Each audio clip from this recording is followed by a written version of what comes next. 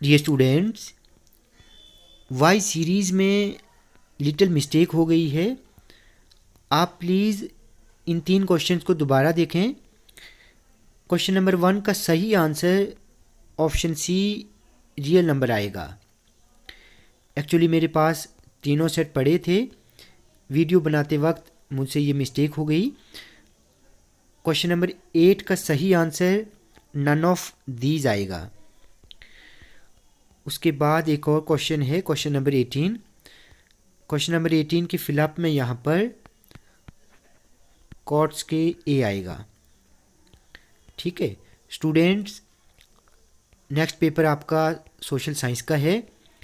Social science के paper के लिए आपको कंप्लीट गाइडेंस दी जाएगी, किस तरह के क्वेश्चंस पूछे जाएंगे, कौन कौन से इंपॉर्टेंट क्वेश्चंस रहेंगे, मैप के बारे में आपको सब कुछ बताया जाएगा, एमसीक्यूज़ आपको प्रोवाइड किए जाएंगे।